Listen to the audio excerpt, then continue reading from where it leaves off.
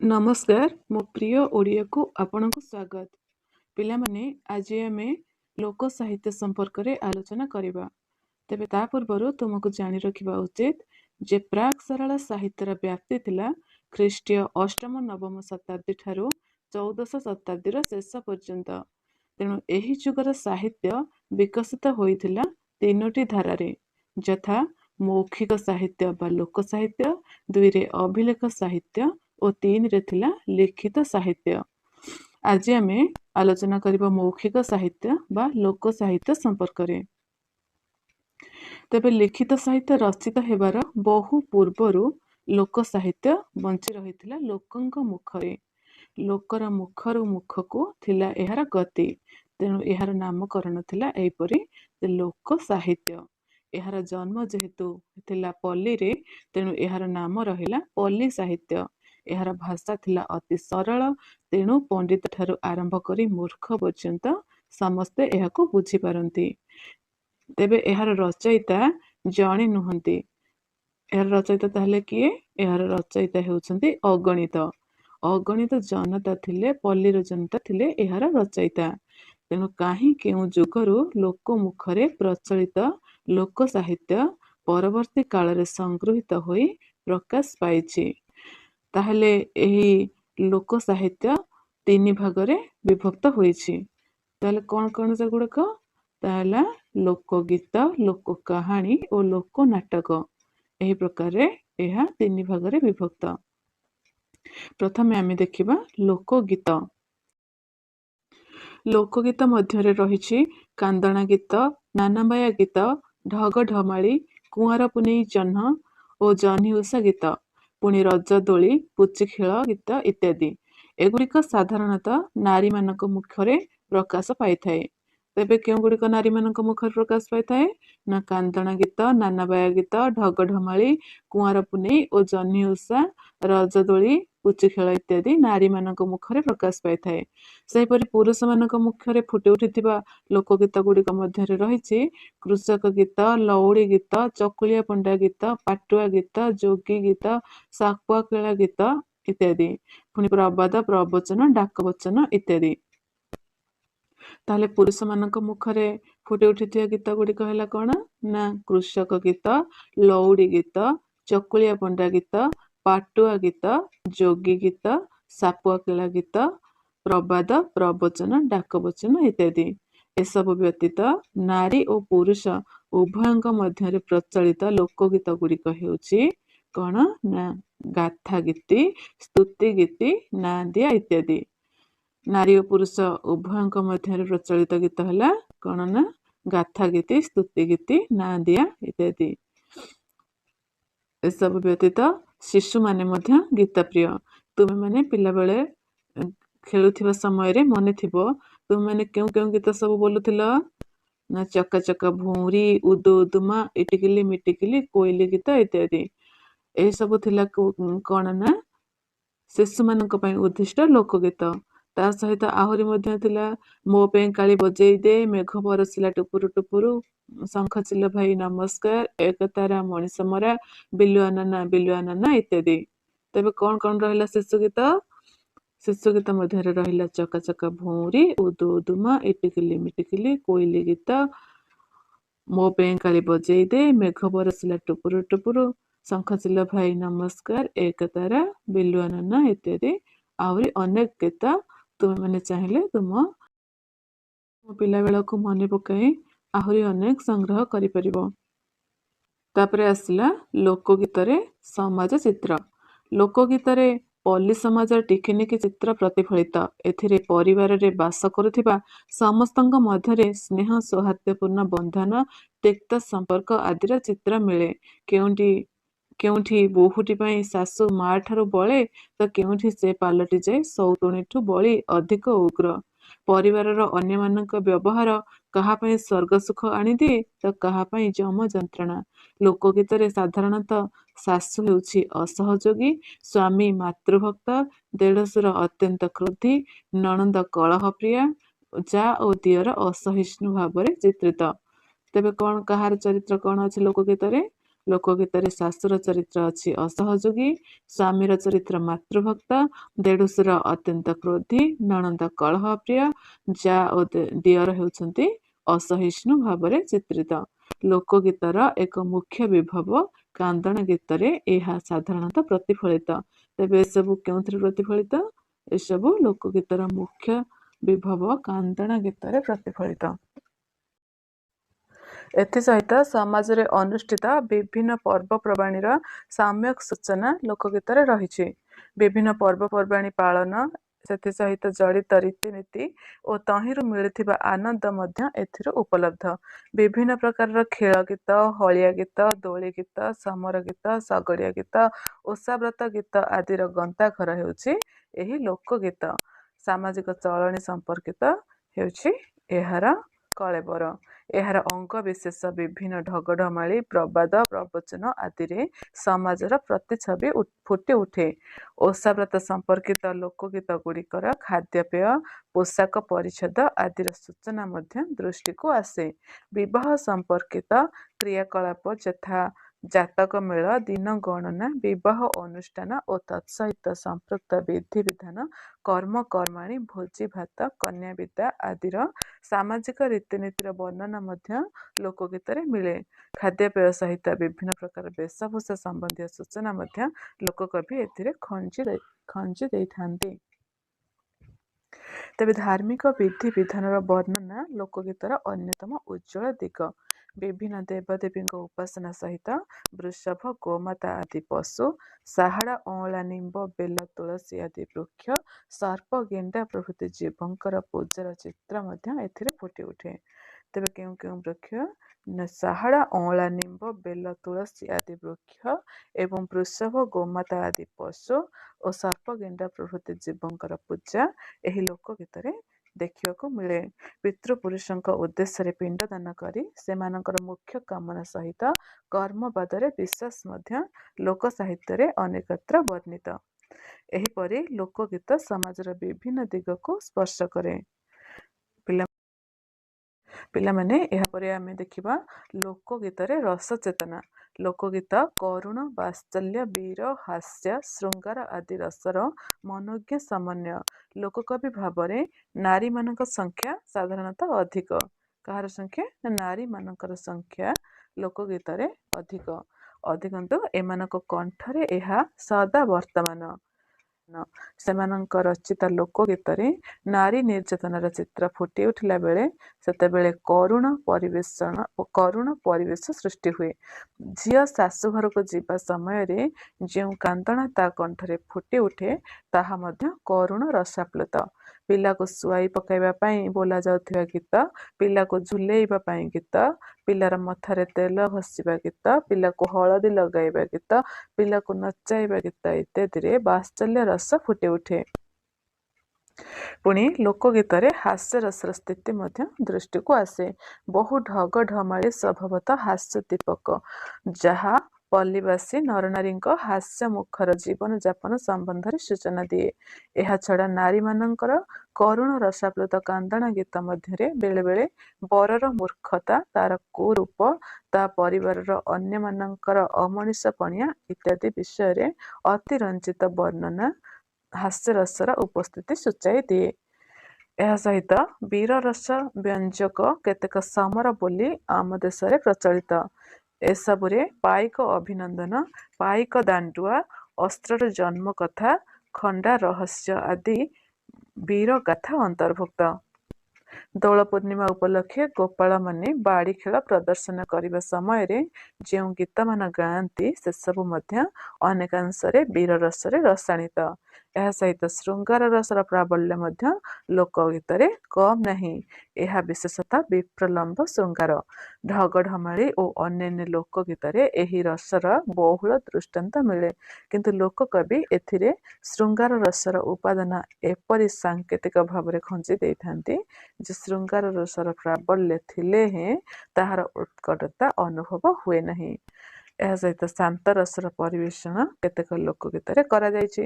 କିନ୍ତୁ ଅଦ୍ଭୁତ ଭୟାନକ ଓ ବିଭତ୍ସ ରସମୂଳକ ଲୋକଗୀତର ସନ୍ଧାନ ପ୍ରାୟତଃ ମିଳେ ନାହିଁ।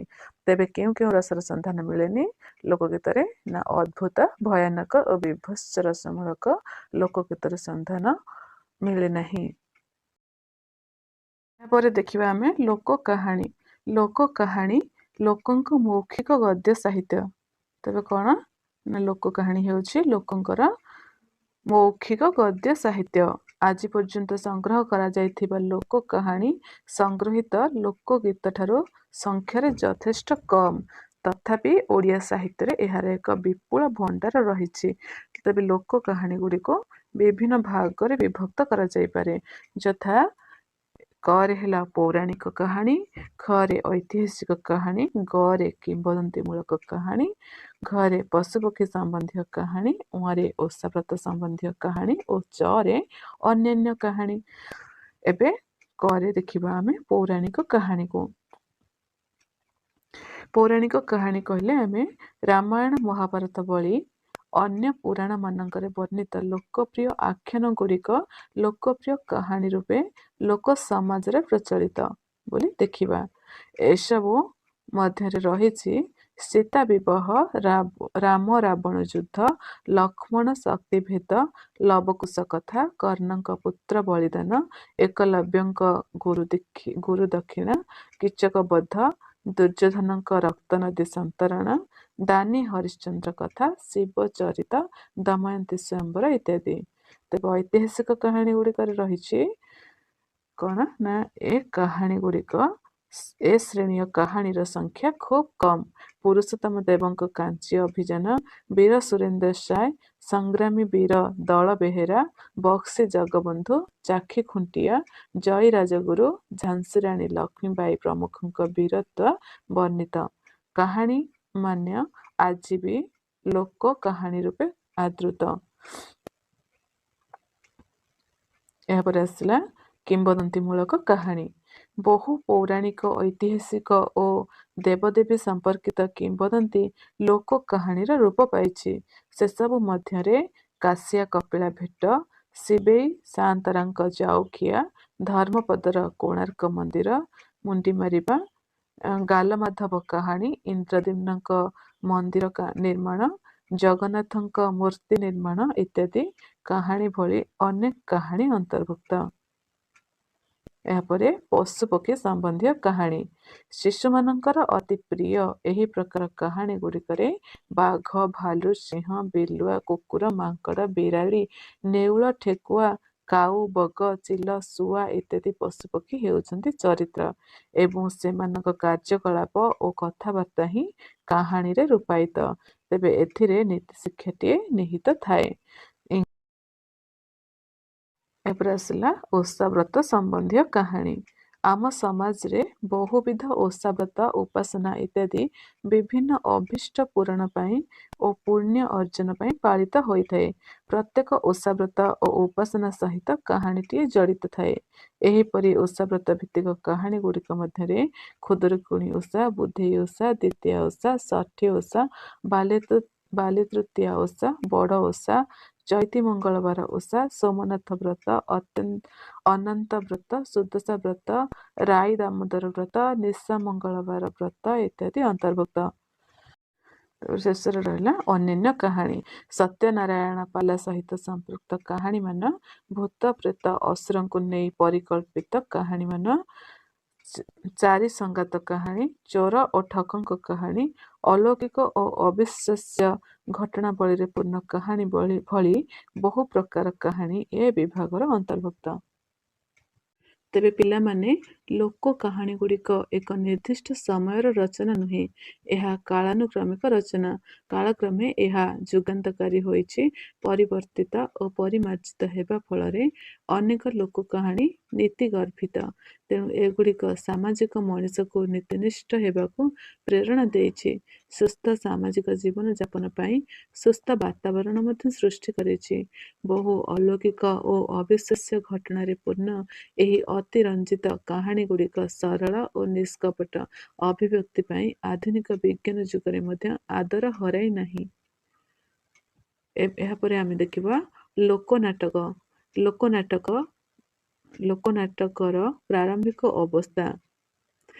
ବିଧିବଦ୍ଧ ଭାବରେ ନାଟକ ସୃଷ୍ଟି ହେବାର ବହୁ ପୂର୍ବରୁ ଲୋକନାଟକର ପ୍ରଚଳନ ଥିଲା।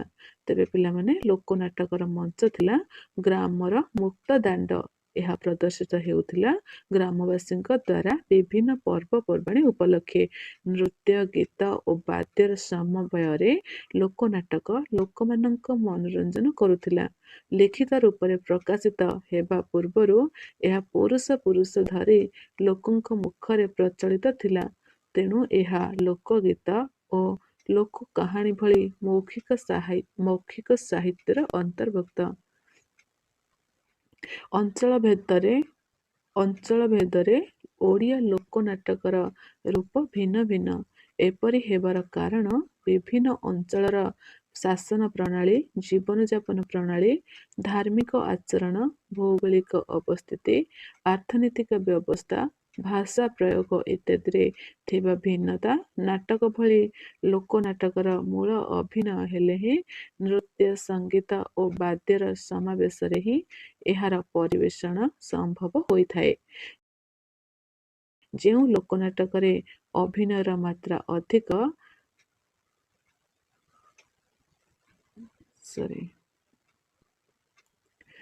କେଉଁ ଲୋକନାଟକରେ ଅଭିନୟର ମାତ୍ରା ଅଧିକ ତ କେଉଁଥିରେ ନୃତ୍ୟର, ପୁଣି କେଉଁଥିରେ ସଙ୍ଗୀତର ଆଧିକ୍ୟ ରହିଛି ତ କେଉଁଥିରେ ବାଦ୍ୟର। ଏ ଦୃଷ୍ଟିରୁ ଦେଖିବାକୁ ଗଲେ ଲୋକନାଟକକୁ କେତୋଟି ଭାଗରେ ବିଭକ୍ତ କରାଯାଇଛି। ପ୍ରଥମ ହେଲା ଅଭିନୟ ପ୍ରଧାନ ଲୋକନାଟକ, ଦ୍ୱିତୀୟରେ ନୃତ୍ୟ ପ୍ରଧାନ ଲୋକନାଟକ, ତୃତୀୟରେ ସଙ୍ଗୀତ ପ୍ରଧାନ ଲୋକନାଟକ, ଚତୁର୍ଥରେ ବାଦ୍ୟ ପ୍ରଧାନ ଲୋକନାଟକ ଭାବରେ 4 ଗୋଟି ଭାଗରେ ବିଭକ୍ତ କରାଯାଇପାରେ। ପ୍ରଥମେ ଆସିଲା ଅଭିନୟ ପ୍ରଧାନ ଲୋକନାଟକ। ତେବେ କେଉଁ ଗୁଡ଼ିକ ଅଭିନୟ ପ୍ରଧାନ ଲୋକନାଟକ ଗୁଡ଼ିକ ହେଲା କଣ ନା ରାମଲୀଳା, କୃଷ୍ଣଲୀଳା, ରାଧାକୃଷ୍ଣ ପ୍ରେମ ଲୀଳା, ଗୋପୀ ଲୀଳା, ଭାରତ ଲୀଳା, ଦଣ୍ଡ, ସୁଅଙ୍ଗ ଇତ୍ୟାଦି। ନୃତ୍ୟ ପ୍ରଧାନ ଲୋକନାଟକ ମଧ୍ୟରେ ରହିଲା ଛଉ ନାଚ, ଦଣ୍ଡ ନାଚ, ପାଟୁଆ ଯାତ୍ରା, ଗୋଟିପୁଅ ନାଚ, ଡାଲଖାଇ ନାଚ, ରସରକେଲି, ଘୁମୁରା ନାଚ, କରମ ନାଚ, ଦେଶୀୟ ନୃତ୍ୟ ଇତ୍ୟାଦି। ଏହାପରେ ଆସିଲା ସଙ୍ଗୀତ ପ୍ରଧାନ ଲୋକନାଟକ। ସଙ୍ଗୀତ ପ୍ରଧାନ ଲୋକନାଟକ ମଧ୍ୟରେ ରହିଲା କଣ ନା ପାଲା, ଦାସକାଠିଆ, ପାରାୟଣ, ସଖୀ ନାଟ, କଣ୍ଢେଇ ନାଚ, ଚଢ଼େୟାଣୀ ନାଟ, ଫାର୍ସ, ପ୍ରହସନ ଇତ୍ୟାଦି। ଏସବୁ ପରୀକ୍ଷାରେ କ୍ୱେଶ୍ଚିନ୍ ଆସିପାରେ ଯେ ପାଲା କେଉଁ ପ୍ରକାର ଲୋକନାଟକ, ସଙ୍ଗୀତ ପ୍ରଧାନ ନା ନୃତ୍ୟ ପ୍ରଧାନ ନା ବାଦ୍ୟ ପ୍ରଧାନ। ଏହିପରି ପ୍ରଶ୍ନ ଅନେକ ସମୟରେ ଆସେ। ତେଣୁ ତୁମେ ଏଗୁଡ଼ିକୁ ମନେ ରଖିବ ଯେ କେଉଁ ନୃତ୍ୟରେ କାହାର ପ୍ରାଧାନ୍ୟ ଅଧିକ ରହିଛି। ଏହାପରେ ଆସିଲା ବାଦ୍ୟ ପ୍ରଧାନ ଲୋକନାଟକ। ବାଦ୍ୟ ପ୍ରଧାନରେ ହେଲା ଢଣ, କୁଇଲା, ଧୁଡୁକି ନାଚ, ଚଇତି ଘୋଡ଼ା ନାଟ ଇତ୍ୟାଦି। ଆହୁରି ଅନେକ ଆଞ୍ଚଳିକ ଲୋକନାଟକ ମଧ୍ୟ ରହିଛି, ଯେଉଁଗୁଡ଼ିକୁ ଏଠାରେ ବର୍ଗୀକରଣ କରାଯାଇପାରେ ନାହିଁ। ସେସବୁ ମଧ୍ୟରୁ ଧନୁଯାତ୍ରା, ଲଳିତପାଲା, ଚଡ଼କ ଯାତ୍ରା, କାଠି ନାଟ, ପାଇକ ନାଟ ଇତ୍ୟାଦିର ନାମ ଉଲ୍ଲେଖଯୋଗ୍ୟ। ସମୟ ବଦଳିଥିଲେ ମଧ୍ୟ କେତେକ ଲୋକନାଟକ ପ୍ରତି ଲୋକଙ୍କର ମମତା ତୁଟି ନାହିଁ। ଆଜିକାଲି ବି ଗ୍ରାମ୍ୟ ପରିବେଶରେ ମୁକ୍ତାକାଶ ତଳେ ସେସବୁ ପ୍ରଦର୍ଶିତ ହେଉଛି। ଅବଶ୍ୟ ଏସବୁର ପୂର୍ବ ରୂପରେ ଅନେକ ପରିବର୍ତ୍ତନ ଘଟିଛି। ଯୁଗରୁଚିର ଅନୁରୋଧରେ ଆଦର ଅଭାବରୁ କେତେକ ଲୋକନାଟକ ମଧ୍ୟ ଆଦର ହରାଇ କ୍ରମଶଃ ଲୋକଙ୍କଠାରୁ ଦୂରେଇ ଗଲାଣି। ଶେଷରେ ଆମେ ଆଲୋଚନା କରିବା ଲୋକ ସାହିତ୍ୟର ପ୍ରଭାବ ସମ୍ପର୍କରେ। ତେବେ ଓଡ଼ିଆ ଲୋକ ସାହିତ୍ୟ ପରବର୍ତ୍ତୀ ଓଡ଼ିଆ ସାହିତ୍ୟକୁ ଚିରକାଳ ପ୍ରଭାବିତ କରିଆସିଛି। ପିଲାମାନେ, ସାରଳା ଦାସ ହେଉଛନ୍ତି ପରବର୍ତ୍ତୀକାଳୀନ ପ୍ରଥମ କବି, ଯିଏକି ତାଙ୍କ ସମୟରେ ପ୍ରଚଳିତ ଲୋକ କାହାଣୀ, ଲୋକ ବିଶ୍ୱାସ ଓ ଲୋକ ଧର୍ମକୁ ନିଜର ରଚନାବଳୀରେ ଲିଖିତ ରୂପ ଦେଲେ। ଫଳରେ ତାଙ୍କ ରଚନାବଳୀ ଓଡ଼ିଆ ସମାଜରେ ବହୁ ଆଦୃତି ଲାଭ କଲା। ପରବର୍ତ୍ତୀ ପଞ୍ଚସଖା ସାହିତ୍ୟରେ ମଧ୍ୟ ଲୋକଗୀତ ଧାରା ଅଧିକ ବ୍ୟାପକ ହେଲା। ବଳରାମ ଦାସଙ୍କ ଦାଣ୍ଡି ରାମାୟଣ, ଜଗନ୍ନାଥ ଦାସଙ୍କ ଭାଗବତ ଓ ଅଚ୍ୟୁତାନନ୍ଦ ଦାସଙ୍କ ହରିବଂଶ ଆଦି ରଚନାରେ ଲୋକ କାହାଣୀର ଓ ଲୋକ ଚଳଣୀର ସ୍ପର୍ଶ ଅନୁଭୂତ ହୁଏ। ଲୋକ ଉପଯୋଗୀ ଭାଷାରେ ଏସବୁ ରଚିତ ହୋଇ ଲୋକଙ୍କ ମନୋରଞ୍ଜନ କରିପାରିଲା। ବଳରାମ ଦାସଙ୍କ ବଉଳା ଅଧ୍ୟାୟ, ଲକ୍ଷ୍ମୀ ପୁରାଣ, ଅଚ୍ୟୁତାନନ୍ଦ ଦାସଙ୍କ ଗୋପାଳ ଓଗାଳ, ଲଉଡ଼ି ଖେଳ, ଯଶୋବନ୍ତ ଦାସଙ୍କ ଗୋବିନ୍ଦ ଚନ୍ଦ୍ର, ଦୀନକୃଷ୍ଣ ଦାସଙ୍କ ପ୍ରସ୍ତାବ ସିନ୍ଧୁ, ନାବକେଳି ଆଦି ଲୋକ ଛନ୍ଦରେ ରଚିତ ଓ ଲୋକ ସାହିତ୍ୟର ପ୍ରଭାବରେ ପୁଷ୍ଟ। ତେବେ କାହାର କଣ କଣ ସବୁ ରହିଲା ନା ସାରଳା ଦାସଙ୍କର ତ ଆମେ ଜାଣିଲେ। ସାରଳା ଦାସଙ୍କର ପ୍ରତିଟି ଲେଖାରେ ଲୋକ ସାହିତ୍ୟ ଦେଖିବାକୁ ମିଳେ। ତେବେ ବଳରାମ ଦାସଙ୍କର ଦାଣ୍ଡି ରାମାୟଣ, ଜଗନ୍ନାଥ ଦାସଙ୍କର ଭାଗବତ ଓ ଅଚ୍ୟୁତାନନ୍ଦ ଦାସଙ୍କର ହରିବଂଶ ଆଦି ରଚନାରେ ଲୋକ କାହାଣୀର ଚଳଣି ଦେଖିବାକୁ ମିଳେ। ଏହା ସହିତ ବଳରାମ ଦାସଙ୍କର ବଉଳା ଅଧ୍ୟାୟ, ଲକ୍ଷ୍ମୀ ପୁରାଣ, ଅଚ୍ୟୁତାନନ୍ଦଙ୍କ ଗୋପାଳ ଓଗାଳ, ଲଉଡ଼ି ଖେଳ, ଯଶୋବନ୍ତଙ୍କ ଗୋବିନ୍ଦ ଚନ୍ଦ୍ର, ଦୀନକୃଷ୍ଣ ଦାସଙ୍କ ପ୍ରସ୍ତାବ ସିନ୍ଧୁ, ନାବକେଳି ଆଦି ଲୋକ ଛନ୍ଦରେ ରଚିତ ଓ ଲୋକ ସାହିତ୍ୟର ପ୍ରଭାବରେ ପୁଷ୍ଟ। ତେବେ ଭକ୍ତଚରଣ ଦାସଙ୍କ ମନୋବୋଧ ଚଉତିଶା ଲୋକ ଚେତନାକୁ ଅଧିକ ସ୍ପର୍ଶ କରେ। କଣ? ଭକ୍ତଚରଣ ଦାସଙ୍କର ମନୋବୋଧ ଚଉତିଶା ଲୋକ ଚେତନାକୁ ଅଧିକ ସ୍ପର୍ଶ କରେ। ଏହା ସହିତ ପ୍ରତାପ ରାୟଙ୍କ ଶଶିସେନା କାବ୍ୟର କଥାବସ୍ତୁ ପଲ୍ଲୀରୁ ସଂଗୃହୀତ। ଅଭିମନ୍ୟୁ ସାମନ୍ତସିଂହାରଙ୍କ ବୋଲେ ହୁଣ୍ଟି, କଳାମାଣିଙ୍କ ଛାନ୍ଦ, ଅନ୍ୟାନ୍ୟ ଚଉତିଶା ଓ ଚଉପଦୀ, ଗୋପାଳକୃଷ୍ଣ ଓ ବନମାଳୀଙ୍କ ସଙ୍ଗୀତ ମଧ୍ୟରେ ଲୋକଗୀତର ସ୍ୱର ଶୁଣିବାକୁ ମିଳେ। ଗଦ୍ୟରେ ରଚିତ ବ୍ରଜନାଥ ବଡ଼ଜେଗାଙ୍କ ଚତୁର ବିନୋଦରେ ସ୍ଥାନିତ କେତେକ ଗଳ୍ପ ଲୋକ ସାହିତ୍ୟ ଭଣ୍ଡାରରୁ ସଂଗୃହୀତ। ତେବେ ଏଠି କଣ କଣ ରହିଲା ନା ପ୍ରତାପ ରାୟଙ୍କ ଶଶିସେନା, ଅଭିମନ୍ୟୁ ସାମନ୍ତସିଂହାରଙ୍କ ବୋଲେ ହୁଣ୍ଟି, କଳାମାଣିଙ୍କ ଛାନ୍ଦ, ଅନ୍ୟାନ୍ୟ ଚଉତିଶା ଓ ଚଉପଦୀ, ଗୋପାଳକୃଷ୍ଣ ଓ ବନମାଳୀଙ୍କ ସଙ୍ଗୀତ ଏବଂ ବ୍ରଜନାଥ ବଡ଼ଜେନାଙ୍କ ଚତୁର ବିନୋଦ ଏସବୁ ଲୋକ ସାହିତ୍ୟ ଭଣ୍ଡାରରୁ ସଂଗୃହୀତ ହୋଇଛି। ଏହା ସହିତ ଆଧୁନିକ ଓଡ଼ିଆ ସାହିତ୍ୟକୁ ବହୁ ଭାବରେ ପୁଷ୍ଟ କରିଥିବା ବ୍ୟାସକବି ଫକୀରମୋହନ ସେନାପତିଙ୍କ ଉପନ୍ୟାସ ଓ ଗଳ୍ପ ଗୁଡ଼ିକରେ ମଧ୍ୟ ଲୋକ କାହାଣୀ ଓ ଢଗଢମାଳିମାନ ପ୍ରୟୋଗ କରିଛନ୍ତି।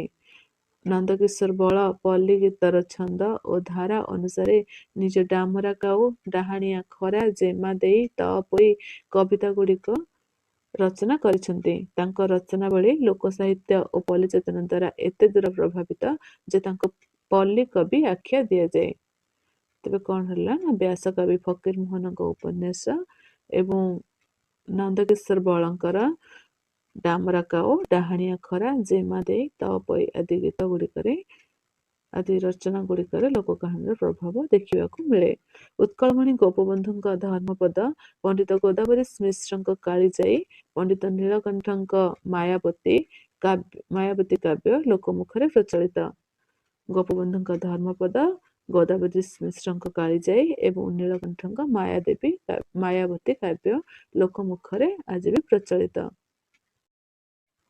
ତେବେ ଏସବୁ କିପରି ଭାବେ ପ୍ରଚଳିତ ନା କାହାଣୀ ଆଧାରରେ ଏହି ସବୁ ଲୋକ ମୁଖରେ ପ୍ରଚଳିତ। ଲୋକ ସାହିତ୍ୟର ପରମ୍ପରାରେ ଆଉ ଯେଉଁ ସାହିତ୍ୟ ସ୍ରଷ୍ଟାଗଣ ପ୍ରଭାବିତ ହୋଇଥିବା ଲକ୍ଷ୍ୟ କରାଯାଏ ସେମାନଙ୍କ ମଧ୍ୟରେ କବିଚନ୍ଦ୍ର କାଳୀଚରଣ ପଟ୍ଟନାୟକ, କଥାକାର ପ୍ରାଣକୃଷ୍ଣ ସାମଲ, ଗଣକବି ବୈଷ୍ଣବ ପାଣି, ବାଳକୃଷ୍ଣ ମହାନ୍ତି, କବି ମାୟାଧର ମାନସିଂହ, କବି ସଚ୍ଚି ରାଉତରାୟ ଇତ୍ୟାଦିଙ୍କର ନାମ ଉଲ୍ଲେଖଯୋଗ୍ୟ। ତେବେ ପିଲାମାନେ ଏସବୁ ତ ଥିଲା ଲୋକ କାହାଣୀ ସମ୍ପର୍କରେ ଏକ ସମ୍ୟକ୍ ଦୃଷ୍ଟିପାତ। ତେବେ ପରବର୍ତ୍ତୀ ସମୟରେ ଆମେ ଏହାର ଅନ୍ୟାନ୍ୟ ଦିଗ ଗୁଡ଼ିକୁ ଅର୍ଥାତ୍ ଲୋକ କାହାଣୀର ପ୍ରତିଟି ବିଭାଗକୁ ବିସ୍ତୃତ ରୂପେ ଆଲୋଚନା କରିବା। ଯଦି ଆପଣଙ୍କୁ ଭିଡ଼ିଓଟି ଭଲ ଲାଗୁଥାଏ ତେବେ ଆପଣମାନେ ଲାଇକ୍ କରିବେ, ସବସ୍କ୍ରାଇବ୍ କରିବେ ଏବଂ ନିଜସ୍ୱ ମତାମତ କମେଣ୍ଟ ମାଧ୍ୟମରେ ଜଣାଇବେ, ଯାହାଫଳରେ କି ମୁଁ ମୋର ଭିଡ଼ିଓରେ ରଖିଥିବା ତ୍ରୁଟି ଗୁଡ଼ିକୁ ସୁଧାରିବା ପାଇଁ ସକ୍ଷମ ହୋଇପାରିବି। ତେବେ ଆଜି ପାଇଁ ଏତିକିରେ ରଖିବା। ରହୁଛି। ନମସ୍କାର।